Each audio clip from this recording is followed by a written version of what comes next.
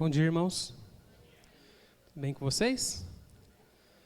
Faltando pouco aqui para a gente preencher esses 3 bancos.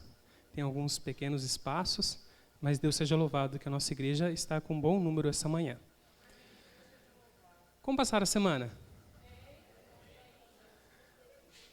Saúde para quem espirrou. O que vocês acham que eu vou trazer aqui hoje para vocês? Pão da vida. Resposta genérica, mas está valendo. Bom, gente, eu vim trazer outro tema sobre mordomia cristã, mas calma. Eu não vou falar sobre dinheiro, tá bom? Porque às vezes a gente fala sobre dinheiro, causa um certo incômodo, e não é isso que eu quero fazer aqui de forma alguma.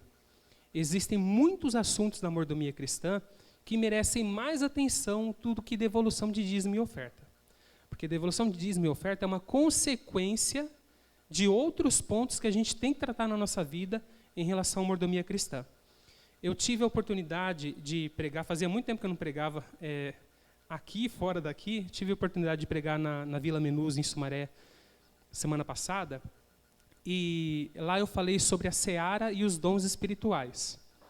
Hoje eu quero sair um pouco desse tema dos dons espirituais e falar sobre outros assuntos. Então vai ser algo mais genérico, não vai ser algo muito específico, mas eu vou tentar extrair, dentro do nosso tempo, algumas lições que a gente pode colocar em prática em nossa vida a partir do momento que sairmos aqui da igreja, tá bom? Vamos lá então? O texto dessa manhã, o texto principal dessa manhã, está em Jeremias, capítulo 29, verso 13. E a gente vai voltar para ele no final da mensagem de hoje. Então, Jeremias,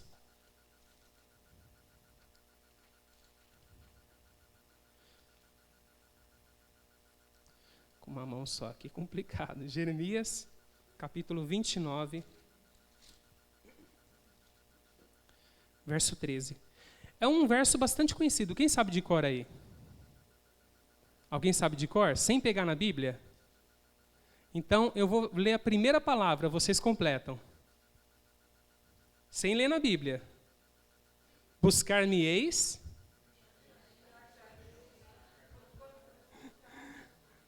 Meu pai provavelmente já sabia esse versículo de cabeça. Um homem crânio, que esse daí, converse com o Eduardo Araújo. Ele é crânio para decorar versículo. O versículo que vai rodear toda a mensagem de hoje é Jeremias 29, verso 13. Buscar-me-eis e me achareis quando me buscardes de todo o vosso coração. Como que a gente pode buscar a Deus no nosso dia a dia?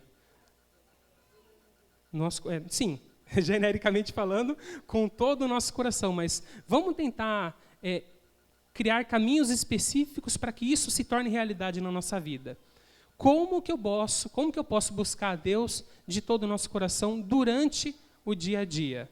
Eu vou passar algumas passagens. A irmã Raquel quer falar alguma coisa? Eu vou passar algumas passagens para vocês aqui. Eu não sei nem se esse sermão já foi rodado aqui na igreja. Se já foi, alguém vai ouvir de novo. E se não foi, muitas pessoas aqui não estavam na época, provavelmente. Então vai ser coisa nova.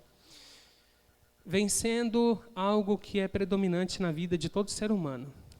Isso é um ponto, tá? A gente vai listar aqui 6 pontos. 5, na verdade, né? Porque o primeiro a gente já falou, buscar a Deus. Qual que é o primeiro ponto que a gente tem que vencer?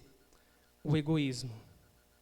Primeira coisa que a gente tem que tirar da nossa vida para praticar a mordomia cristã no nosso dia a dia é vencendo o egoísmo. Somos pessoas muito egoístas, queremos tudo para nós, não queremos dedicar nada a Deus ou ao nosso próximo. Então a primeira coisa é vencendo o egoísmo. E eu trouxe algumas passagens, vocês não precisam passar todas, mas se quiserem, fiquem à vontade. Por que a gente tem que deixar de lado o egoísmo? Vamos ver lá Tiago, capítulo 3, verso 16? A gente vai fazer um estudo essa manhã de novo. Tiago, cadê? Passei aqui. Tiago. Cadê você, Tiago? Está escondidinho aqui. Tiago, capítulo 3, verso 16, que diz o seguinte: Pois onde há inveja e sentimento faccioso, aí a confusão e toda espécie de coisas ruins. O egoísmo está ligado à inveja? Óbvio, porque quem sente inveja é porque quer alguma coisa que é do outro, que é para si. E a essência do egoísmo é quando você quer algo para si e não quer compartilhar. Então, o que é meu, o que é meu, o que é do meu próximo também é meu. Não, não é assim. O que é meu, o que é do meu próximo é do próximo, e o que é meu pode ser do meu próximo, o que é do próximo pode ser meu, se a gente compartilhar um com o outro. Então, essa é a essência do egoísmo, quando a gente quer tudo para si mesmo. Então, primeira coisa, por que a gente pode vencer o egoísmo? Porque ele não traz nada de bom na nossa vida. Às vezes você tem algum bem temporário, mas logo em seguida virá a consequência desse ato. Então, primeiro ponto, Tiago 3,16, que diz: pois onde há inveja e sentimento faccioso, aí há confusão e toda espécie de coisas ruins. E talvez em alguma outra tradução fale sobre egoísmo. Nessa daqui trouxe algo semelhante a egoísmo. Segundo ponto, o egoísmo, ele acarreta em nossa perdição. Eu ia pedir um favorzinho para os irmãos, eu não sei se existe essa possibilidade de ligar o ar um pouco. Parece que está desligado ali, né? Se o Pedro puder ajudar, descobrindo onde está o interruptor, para circular, porque o ar está muito quente aqui dentro, né? Tem bastante mosquitinho, época de mosquitinho, então se puderem ligar, eu agradeço bastante. Então, segundo ponto, acarreta em nossa salvação? Não, em nossa perdição. Não vai entrar egoísta no céu, isso é claro. Então, segundo ponto, acarreta em nossa perdição. Vamos embasar essa afirmação. Marcos, capítulo 8, verso 36 e 37. Eu acho que eu pulei o texto aqui. Marcos, capítulo 8. Só se eu coloquei o verso errado. Aqui está 36 e 37. Eu acho que eu coloquei o verso errado, hein, irmãos? Não sei se é nesse. Ah, não coloquei não. Estou no livro de Mateus aqui. Estou que nem o ceguinho lá que eu acabei de fazer. Marcos, seguinte, capítulo 8, verso 36 e 37. Que aproveita ao homem ganhar o mundo inteiro e perder a sua alma? Esse também é bastante conhecido, né? E vamos para o 37. Que daria um homem em troca da sua alma? O que adianta a gente ter tudo e ao mesmo tempo não ter nada? Porque a Bíblia diz que o pouco com Deus é muito. E o muito sem Deus é nada. Então a melhor coisa que a gente pode fazer é despir do egoísmo, porque ele traz coisas ruins e acarreta em nossa perdição. Terceiro ponto, você deve se... É duro, porque às vezes você tem algum familiar, algum amigo, você deve orar, interceder por ele, mas você deve, na medida do possível, se afastar de pessoas egoístas. Ou pelo menos das práticas dessas pessoas. Se afaste. Aquele famoso, não é nem ditado, aquele famoso conselho que os mais velhos dão, não ande com má companhia. Caso contrário, você se tornará uma má referência também. Então, afaste-se de pessoas egoístas. E aí a gente vai lá para 2 Timóteo, capítulo 3. 2 Timóteo, capítulo 3, verso 1 a 5. Sabe, porém, isto, nos últimos dias sobrevirão tempos difíceis, pois os homens serão egoístas, avarentos, jactanciosos, arrogantes, blasfemadores, desobedientes aos pais, ingratos, irreverentes, desafeiçoados, implacáveis, caluniadores, sem domínio de si, cruéis, inimigos do bem. A lista continua.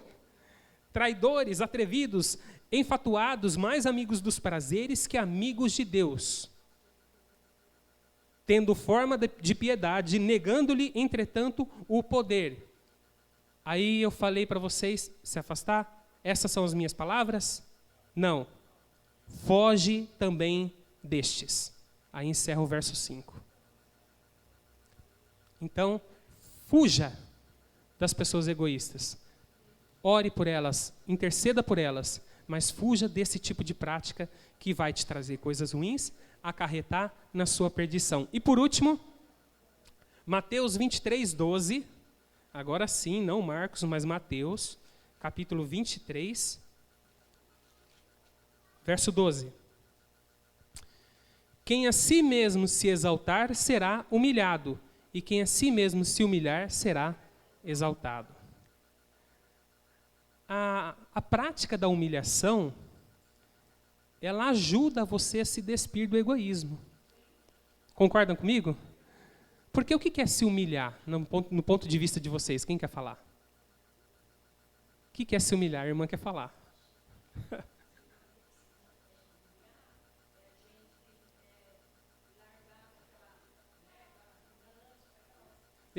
Deixar a pompa de lado, né?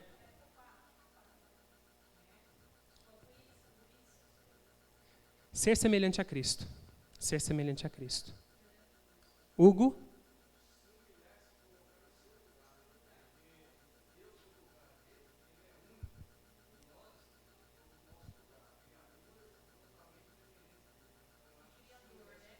Sim.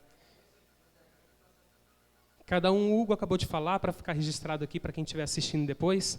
Se humilhar é se colocar no nosso lugar, reconhecer nossa fragilidade e saber que Deus é Deus e nós somos criaturas. Resumidamente é isso. Então, vamos encerrar aqui a participação, senão a gente não conclui hoje. Se humilhe. Ah, mas eu vou pegar um pano de saco e cinza, eu vou sair pedindo dinheiro na rua, eu vou falar que eu sou um pobre coitado. Não, isso daí não é se humilhar. Desculpa a palavra, isso daí é bancar o idiota. Quem se humilha, igual o Hugo falou, que acho que foi a melhor definição, e a irmã também, o nome da irmã é Cícera. É reconhecer nossa fragilidade, que Deus é criador, e deixar nossa pompa de lado. Porque nós não somos nada perante Deus. E perante o nosso próximo também. Temos que enxergar dessa forma. Nós não somos nada, porque Cristo diz que nós devemos servir ao nosso próximo. E quando você serve, você reconhece que o seu próximo é maior do que você. Não que necessariamente ele seja maior, mas você tem que ter esse tipo de comportamento. Então, eu acho que o primeiro tópico aqui de vencer o egoísmo já ficou bem claro, né? Já temos motivos bíblicos o suficiente para poder deixar o egoísmo de lado. Porque ele traz coisas ruins, acarreta em nossa perdição, cerca de pessoas que vão nos fazer uma má influência, né? E o que adianta ganhar tudo isso, ganhar todas as coisas do mundo e perder a salvação? Né? Segundo ponto, tem um mosquitinho chato aqui, mas já melhorou, viu? Obrigado por terem ligado aí o ventilador. Tenha uma mente saudável e uma parceria de qualidade. Como que a gente pode desenvolver uma mente saudável e uma parceria de qualidade? Eu não vou ler para vocês, mas eu quero citar uma passagem que todos conhecem, Daniel, capítulo 1, Daniel e seus amigos. Qual que era o nome dos amigos? Obrigado, é isso que eu queria saber. Fala os nomes que até eu esqueço. Ananias, Azarias e Misael. Mas todo mundo conhece como Sadraque, Mesaque e Abednego. Mas os três amigos, porque são nomes que os babilônicos deram, né, para os amigos, a Sadraque, Mesaque e Abednego. Mas é Ananias, Azarias e Misael. Acho que eu falei errado, hein? Ananias, Azarias e Misael. Perfeito. Então, o que aconteceu com o relato desses três jovens junto com Daniel? O rei colocou à disposição deles todo tipo de coisa, todas as iguarias que ele tinha no reino. E eles simplesmente pegaram e falaram assim para o chefe lá da cozinha, olha, chefe dos eunucos, né? A gente poderia comer só legumes e beber água, nada mais do que isso, só isso. Tá bom, problema de vocês. Se vocês passarem mal depois, ficarem com falta de alguma proteína, né? Oh, vamos comer carne aí para ficar cheio de proteína. Se vocês ficarem com alguma deficiência no organismo, o problema é todo de vocês. Vocês vão sofrer as consequências. Não, pode fazer assim, eu me garanto. Eu gosto, às vezes, de pegar o texto e colocar numa linguagem mais atual, tá? E eles fizeram isso. Foram provados durante quantos dias? Alguém lembra? Não foram 3 dias. Foram 10 dias. Foram 10 dias. Me corrijam se eu estiver errado. Foram apenas 10 dias. Está correto aí na Bíblia? Daniel capítulo 1? No fim dos 10 dias, perfeito. Minha memória ainda funciona. Então, apenas 10 dias comendo coisas de qualidade. Uma dieta praticamente vegana. Frugívera, né? Que tem um nome, né? Crugívera, desculpa, uma dieta crugívera, né? Cru, alimentos crus. Gente, crudívera, obrigado aqui, minha esposa. Crudívera, uma dieta cru. E eles ficaram, ao final dos 10 dias, igual a irmã Raquel leu, com aparência melhor do que os homens que comeram as iguarias do rei. Mais robustos, mais fortes. E a alimentação deles acabou ali? Essa dieta acabou nos 10 dias? Não. Essa era a alimentação deles. Eles permaneceram. Então, está aí uma lição para a gente. Uma mente saudável, eles eram inclusive mais sábios, a palavra de Deus diz. Mais sábios. Então, a alimentação reflete na nossa qualidade de vida. Eu, muitas vezes, tenho vontade de comer um queijinho. E não condeno ninguém que queira comer queijo, até porque comer queijo não é pecado. Mas a gente tem que tentar voltar o máximo possível, de acordo com a Bíblia e Espírito de Profecia, à dieta do Éden. Que a orientação que Deus deu para o homem e para a mulher foi o seguinte, de todo o fruto podereis comer. Tem uns bezerrinhos aqui, pode matar e comer? Está na Bíblia? Não, não está. É pecado? Não, porque de acordo com Levítico 11 foi permitido. Mas a gente tem que tentar ser o mais saudável possível, porque a nossa mente vai ficar mais evoluída, né? A gente vai ter mais sabedoria, vai ter mais discernimento, e isso vai fazer nossa diferença na comunhão com Deus. O temor do Senhor é o princípio da sabedoria, Provérbios 9:10. Outro verso bastante conhecido, né? Então, vamos tentar. Não estou falando para vocês mudar a alimentação, até porque eu também não vou mudar da noite para o dia, mas eu estou num processo. E isso eu posso dizer para vocês, eu estou num processo e já faz um bom tempo. Mas eu preciso abandonar algumas coisas, que pela Bíblia são permitidas, e eu preciso abandoná-las. E eu deixo aqui o apelo para os irmãos. Tentem fazer pequenas alterações na alimentação de vocês, e vocês vão ver que vai fazer toda a diferença. Mas não é só isso. A gente falou sobre vencer o egoísmo, não podemos ter tudo para nós mesmos. A gente falou sobre desenvolver uma mente saudável, e para isso a gente precisa mexer na alimentação, e não somente nisso. A gente precisa também praticar exercício, né, que está junto com a alimentação. Precisamos fazer isso. Vale para vocês, vale para mim. Agora, terceiro ponto. Esse é muito bom. Quem aqui trabalha? Levante a mão. Temos muitas pessoas que trabalham aqui. Não vou falar para vocês quanto ganho, se devolve dízimo e oferta, fica tranquilo. Quem trabalha aí e testemunha de Jesus em seu trabalho? Levante a mão. Aí os braços já diminui o número. Por quê? A gente tem que aproveitar todas as oportunidades. O terceiro ponto é testemunha em seu trabalho. E a gente encontra um relato muito, muito legal que acontece na Bíblia ali, que Paulo escreveu, de seus amigos. Quem lembra o nome do casal de Paulo? Vamos ver se alguém aqui é bom de Bíblia. Áquila e Priscila, perfeito. O Hugo já está com 2-0 ali na conta dele. Áquila e Priscila, está lá em Atos 18, 1-4, e depois tem uma passagem que fala sobre eles também em Romanos 16, 3-4. Por causa do tempo eu vou deixar de ler, mas depois vocês confiram, tá? Quem quiser depois uma cópia dos sermões, eu mando PDF no WhatsApp, tá bom?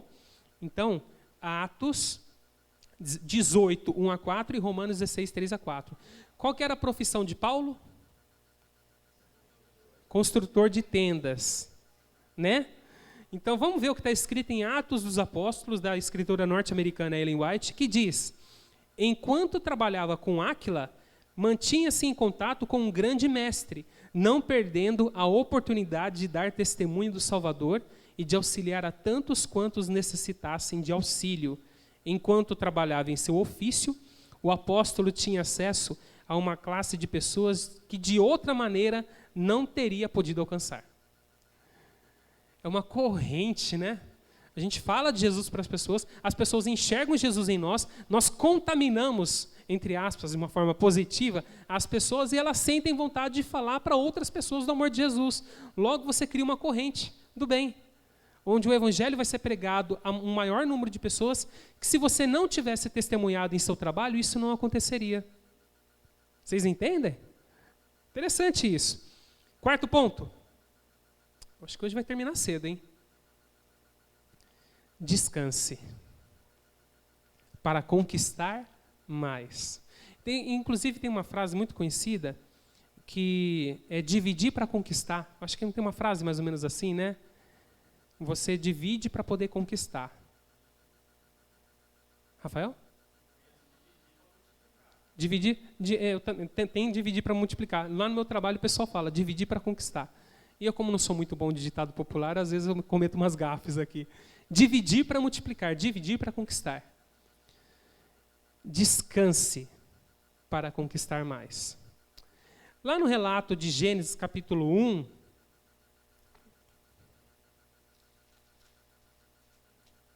olha só. Verso 5, houve tarde de manhã, o primeiro dia. Verso 8, houve tarde de manhã, o segundo dia. Verso 13, houve tarde de manhã, o terceiro dia. Verso 19, houve tarde de manhã, o quarto dia. Verso 23, houve tarde de manhã, o quinto dia. Verso 31, houve tarde de manhã, o sexto dia. Coroando a obra da criação, Deus abençoou, santificou. São 3 palavras que ele usa, né? Olha só. Abençoou, santificou e descansou de toda a obra que durante a semana ele tinha feito. Então Deus estabeleceu o 7º dia como um dia de descanso. Mas a gente não vai entrar em detalhes sobre que tipo de descanso, porque é um assunto muito amplo. O que eu quero dizer para vocês é que há um intervalo entre um dia e outro, e existe um intervalo semanal de um dia completo, inteiro, para que você possa descansar. Porque o corpo humano não é uma máquina. O corpo humano ele é muito frágil, ele precisa de cuidados. Ele é perfeito, criado por Deus, mas precisa de cuidados. Então, esses relatos bíblicos sobre a pausa de um dia para o outro e a criação do sábado serve para mostrar para o homem, Adão e Eva, eu criei vocês, eu tenho um manual de vida de vocês e eu sei do que vocês precisam, porque eu sou o seu criador. Descansem um pouquinho a cada dia e no final de 6 dias, descanse o dia inteiro. Assim vocês terão saúde e qualidade de vida. E na nossa vida, quantas vezes a gente trabalha mais do que o devido, sai cedo, chega tarde de casa, dorme 4, 5 horas e chega no final de semana, você só quer saber dormir com a desculpa de estou com sono atrasado. Gente, quantas vezes eu fiz isso lá em Ribeirão Preto? Até que chegou um momento que minhas costas travaram. E eu mandei mensagem no grupo do WhatsApp pessoal do trabalho. Gente, eu não consigo me mexer. Isso foi há 2 anos atrás, quando eu tinha 32 anos de idade.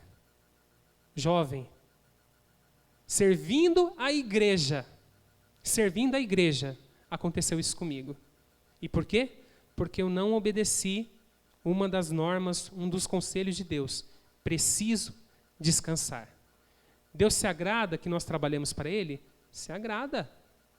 Mas Deus se agrada de que a gente trabalhe e não dedique tempo para a nossa família, para os nossos amigos, ou para a gente mesmo? Deus não se agrada. Então, dedique tempo, certo? Vamos para o próximo, então?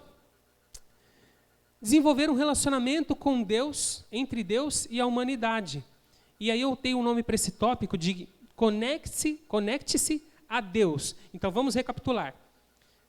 Vença o egoísmo, certo? Tenha uma mente saudável, uma parceria de qualidade com Deus. Testemunhe em seu trabalho, não somente em seu trabalho, em qualquer lugar. Na medida do possível, testemunhe até na fila do supermercado. Eu procuro. Lógico, quando existe a brecha, quando existe a oportunidade. Porque às vezes a gente não vai ficar falando de Deus para todo mundo, porque dependendo do caso, a gente sabe que vai levar até uma bofetada. Tem gente que não aceita. Então surgiu, você está atento. Olha só como uma coisa está interligada com a outra. Você está tendo uma mente saudável, você está tendo mais discernimento. Então qualquer lugar que você vai, você consegue enxergar melhor as coisas, as oportunidades aparecem melhor, porque você está mais esperto, você está mais ágil, porque você está com uma alimentação bem regulada, né? Você não quer nada para si, você quer compartilhar com os outros, você já venceu o egoísmo. Então, você está descansado, né? Você descansou, você está ali com muito fôlego, você quer gastar o seu dia da melhor forma possível. E aí você entra na fila do supermercado, você enxerga uma oportunidade, fala de Deus para a pessoa e ganha ela. No hospital. Fila da lotérica, para os mais velhinhos que gostam de chegar no banco 8 horas da manhã e sair meio-dia na fila. Ainda existe isso? Hein? Ainda existe? Existe, Pedro? Existe. Então, na fila do banco, testemunhe para as pessoas. Tá bom? Não tem coisa melhor do que testemunhar de Deus para as pessoas. Eu tenho uma web rádio que, vez ou outra, eu peço para o Anderson fazer divulgação, se possível. Chama Web Rádio Harmonia. Alguém aqui já ouviu? Levante a mão, só se já ouviu. Que bom, que bênção, Deus seja louvado. É uma forma de testemunhar. É uma forma de testemunhar. Não é nada para glorificação própria, é para a honra e glória de Deus. Então, testemunhe, use os meios, os talentos, os dons que você tem para poder divulgar, para poder espalhar o Evangelho. Então, vamos lá, conecte-se a Deus, relacionamento entre Deus e humanidade. Ainda no capítulo 1 de Gênesis, a gente encontra alguns versos aqui, por exemplo, Gênesis 1, 27, que diz, criou Deus, pois o homem à sua imagem, à sua semelhança, a sua imagem, a imagem de Deus o criou, homem e mulher os criou. 3 vezes repetindo a mesma palavra, é sinal de ênfase. Qual que é a ênfase? Deus é criador. Deus criador. Gênesis 1, 28, e Deus abençoou e lhes disse, sede fecundos, multiplicai-vos, enchei a terra e sujeitai-a, dominai sobre os peixes do mar, sobre as aves dos céus e sobre todo animal que rasteja pela terra. Deus proveu todas as coisas. Aliás, eu vou falar do provedor daqui a pouco. Deus deu ordens para Adão e Eva. No caso aqui, para Adão, né? Eva não tinha surgido ainda. Ou já tinha? Não, Eva ainda não. Aqui tá, vamos colocar os dois aqui, Adão e Eva, tá bom? Deus deu ordens para eles. Olha, multiplicai-vos. Não, Eva tinha? Como que vai multiplicar sendo só Adão? Eva já existia. É que depois fala da criação de Eva mais no capítulo 2, né? Então, Deus deu ordens, Deus sabe o que faz, Deus sabe o que fala. Por quê? Porque Deus, além de criador, Ele é mestre. Ele é mestre.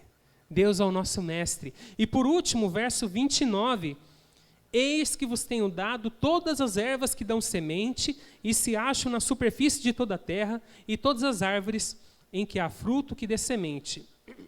Isso vos será para mantimento. Deus é o nosso provedor. Ele preparou tudo para a gente. Ele é o nosso criador, Ele é o nosso mestre, Ele nos ensina e Ele é o nosso provedor, porque Ele coloca todas as coisas à nossa disposição. Nós não temos falta de nada. Bom, esse é o relacionamento que você tem que ter com Deus. Reconhecer esses atributos nele. O resto é automático, é consequência. E aqui tinha um exemplo, que eu nem vou citar, do endemoniado Gerazeno, que encontrou Jesus Cristo. Na verdade, é Jesus que encontrou ele, foi o contrário, né? Jesus foi na direção dele. Ele livrou aquele endemoniado dos seus espíritos imundos. Quantos porcos caíram no mar? Uma manada de 2.000 porcos. Me corrija se eu estiver errado. 2.000 porcos. Imagina o estado deplorável daquele homem. Imagina o quanto que aquele homem ficou grato a Jesus, a Deus, por todos os milagres que tinham sido operados na vida dele. Ele se reconectou a Deus. Ele estava perdido, ele estava afastado. E aí, nessa oportunidade, ele teve uma nova conexão com o Criador. Então, Esse é um exemplo que Deus reconstrói vidas, de que Deus, Ele deseja o nosso bem, porque Ele é criador, porque Ele é mestre, porque Ele é mantenedor. Ele está pronto para agir na nossa vida quando a gente tiver qualquer tipo de problema. Conecte-se a Deus. Gente, existem outros versos que eu queria colocar aqui a respeito da busca a Deus. Eu li para vocês Jeremias 29:13, mas existem outros. Hebreus capítulo 11, verso 6, diz que você deve buscar a Deus com fé. Lembra, Hebreus 11 é o capítulo dos heróis da fé, né? Então busque a Deus com fé. Busque a Deus enquanto se pode achá-lo. Invocar enquanto Ele está presente. Onde está esse texto? Isaías. Isaías capítulo 55. Está lá. Busque a Deus enquanto você pode achá-lo, porque a porta da graça ainda está aberta. Amém? Outro texto. Eu já falei isso anteriormente, de forma humilde e em oração. 2 Crônicas. A gente dificilmente lê um texto de 2 Crônicas, né? Vamos abrir aqui. 2 Crônicas, capítulo 7, verso 14, que diz o seguinte. Esse é muito conhecido. Se o meu povo, que se chama pelo meu nome, se humilhar e orar e me buscar, e se converter de seus maus caminhos, então eu ouvirei dos céus, perdoarei os seus pecados e sararei a sua terra. Amém?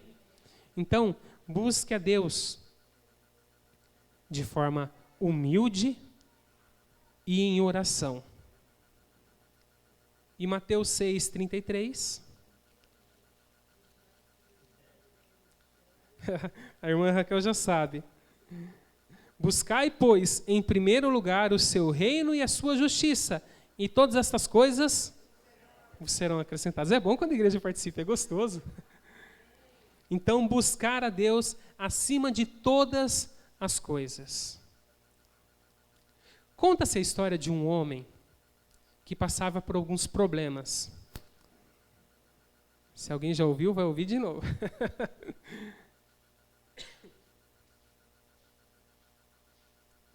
Ele tinha uma vida difícil, vivia em alguns conflitos, tinha alguns desvios de conduta, mas mesmo assim, ele ajoelhava todo dia de noite e falava com Deus: Senhor, mande Jesus aqui na minha casa, peça para Ele me visitar, a casa aqui está aberta para receber Ele quando Ele quiser. Por favor, Jesus, venha aqui me visitar, eu gostaria de recebê-lo na minha casa. Então ele fazia essa oração noite após noite, dia após dia. Até que um determinado dia, alguém bateu na porta. Quem que era?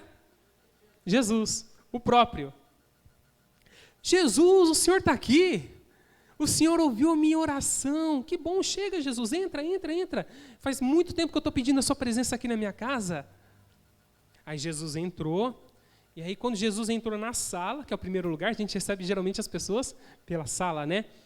Jesus entrou na sala e falou: que bom, Jesus, que o Senhor está aqui. Mas antes de qualquer coisa, deixa eu falar um negocinho com o Senhor. Eu tenho alguns probleminhas, eu gostaria que o Senhor me ajudasse. Jesus pegou e falou assim: opa, espera só um pouquinho. Antes de você falar dos meus problemas, você poderia me mostrar o seu quarto? Aí ele pensou: no meu quarto ele não pode ir. Porque lá tem algumas revistas inadequadas, né? O meu computador está ligado em alguns sites inapropriados. Meu quarto não está bom. Se Jesus entrar lá, ele não vai encontrar coisa boa. Então, deixa eu conversar com Jesus, né? Jesus, o meu quarto, infelizmente, não dá para o Senhor entrar. Ele não está pronto para te receber. Mas que nem eu estava falando, Jesus, eu estou com alguns probleminhas na minha vida aqui, eu gostaria que você me ajudasse. Calma, meu filho, calma. Antes de você contar dos seus problemas, você poderia me mostrar a sua cozinha? Interessante, né? Quem está interessado em ouvir o resto da história? Semana que vem eu continuo, brincando. Vai ser hoje, tá bom? Não vai ter oportunidade semana que vem. Busque a Deus no dia de hoje, enquanto você pode achá-lo. Você pode me mostrar a sua cozinha? Opa! A minha cozinha tem uma bancadinha lá em cima com algumas garrafas de uísque, com algumas bebidas alcoólicas. A minha geladeira está cheia de alimento que Jesus não comeria. Tenho certeza que ele não comeria. Ele não vai ficar feliz em ver a cozinha na situação que ela está. Jesus, infelizmente, a minha cozinha também não está apta para te receber. Ela não está legal. Tem que dar uma mudada nela lá. Mas que nem eu estava conversando com o senhor, eu tenho alguns probleminhas aqui e tudo mais. Na hora que ele ia começar a falar dos problemas, ele ouviu uma pancada. Uma pancada bem na janela do quarto dele. Uma pancada bem forte. Espera um pouquinho, Jesus. Ele foi lá e abriu a janela. Quem era? O diabo. Ele olhou para o diabo olhou para ele e falou, eu vou entrar aí. Não vai não. Pegou e fechou a janela, tentou, foi naquela briga com o diabo, ele queria entrar, ele estava, janela abre, janela fecha, ele fechou a janela com muito custo. Chegou na sala ofegante. Pronto, Jesus, já resolvi um probleminha lá, deixa eu continuar aqui falando com o senhor, eu estou com uns probleminhas na vida, eu gostaria que o senhor me ajudasse, de repente, pou! Acho que deu até microfonia lá. Uma batida bem forte na porta dos fundos, que dava acesso para a cozinha. Aí ele pegou e falou, calma aí, Jesus, eu vou lá resolver. Foi lá, abriu a porta, quem que era? O diabo. Eu vou entrar aí. Não vai não. E uma nova briga começou, sabe? E foi lá, fecha a porta, abre porta, fecha a porta, abre porta, de repente, com muito custo, pá, fechou a porta. Jesus, que nem eu estava falando, eu estou com alguns probleminhas, pá, na garagem. Calma aí, Jesus, vai lá. Acho que ele até já sabia quem que era. Foi na garagem, abriu a porta. Agora eu entro. Não entra não. Outra briga, interminável. Com muito custo ele conseguiu fechar a porta da garagem. Sem forças, sem fôlego. Ele pegou, foi na sala e falou, Jesus, me explica uma coisa. Por que o diabo está tentando entrar na minha casa se o Senhor está aqui? Vocês sabem qual foi a resposta de Jesus? Sabe o que é, meu filho? É que até o momento você só me entregou a sala. Aí ele, já sei o que preciso fazer. Foi na cozinha, tirou todas as bebidas alcoólicas, pegou um lixão grandão, encheu, foi na geladeira, tirou todos os alimentos impróprios para consumo, colocou lá dentro também, foi no quarto, pegou aquelas revistas inapropriadas, o computador estava ligado, ele deletou a pasta com vídeos inadequados, fez uma limpeza bem rápida ali no quarto, na cozinha, colocou tudo dentro de um lixo, colocou lá na rua, voltou. Pronto, Jesus. Agora sim, que nem eu estava falando com o senhor, eu estou com alguns probleminhas, de repente, pá, na porta, com tudo. Quem que era? Era o diabo. Espera um pouquinho, Jesus, vou atender. Jesus disse, não precisa, agora é comigo. Jesus foi lá, abriu a porta, Satanás olhou para ele, opa, desculpa, foi engano. Moral da história? Já estava limpo. Jesus já tinha tomado conta da vida dele. Ele já tinha se entregado a Jesus. E o meu apelo para vocês esta manhã, se essa história mexeu com vocês, entregue a sua vida ao Senhor. Confia nele e o mais ele fará. E eu vou repetir para vocês o verso dessa manhã que está em Jeremias 29. Vamos lá. Jeremias capítulo 29, verso 13.